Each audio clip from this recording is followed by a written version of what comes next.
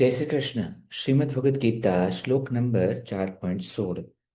અહીંયા ભગવાન કહે છે કે કિમ કર્મ કિમ અકર્મ ઇતિ કવયઃ અપી અત્ર મોહિતાઃ તત તે કર્મ પ્રવક્ષ્યામિ યત જ્ઞાત્વા મોક્ષસે અશુભાત.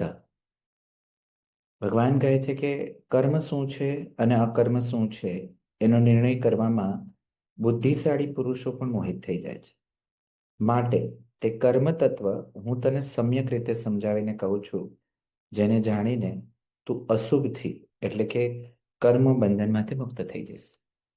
અહીંયા સમજવા જેવું છે મિત્રો કે આ એક વસ્તુને સ્પષ્ટ રીતે સમજી લઈએ કે આ ઘણી બધી વાર છે ને આપણને એમ લાગે કે હું બિઝી છું, હું એક્શનમાં છું.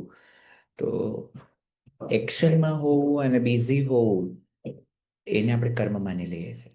પણ ઘણી બધી વાર ક્લેરિટી ન હોય ત્યારે ઇનએક્શનમાં રહેવું એ પણ કર્મ છે. કર્મ અને અકર્મને બહારથી સમજવા જઈશું ને તો સમજાશે નહીં.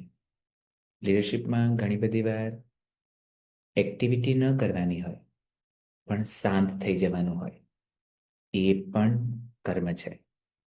શાંતિથી અને વિચારપૂર્વક લીધેલો નિર્ણય લીડરશિપને અને સમાજને બંનેને બેનિફિશિયલ હોય છે. સો ઘણા બધા લોકો મેં જોયું છે મારા કામમાં કે ઘણા બધા લીડર્સ મીટિંગમાં બિઝી રહેતા હોય છે.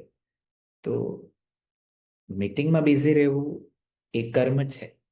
જો તમે માનો છો તો ત્યાં તમારે મીટિંગમાં ન જઈને મીટિંગને ડેલિગેટ કરીને સાચા નિર્ણય લેવાનો ટાઈમ આપવો જોઈએ.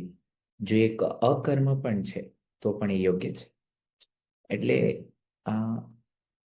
મારા માટે આજનું લર્નિંગ એવું છે કે હું મારા કામની યાદીઓ જોઈશ કે કઈ એક્ટિવિટી રિઝલ્ટ આપે છે, કઈ એક્ટિવિટી મને બિઝી રાખે છે અને બિનજરૂરી એવા કયા કયા કામો હું કરું છું જે મારે છોડવા જેવા છે. બસ એટલું સમજીએ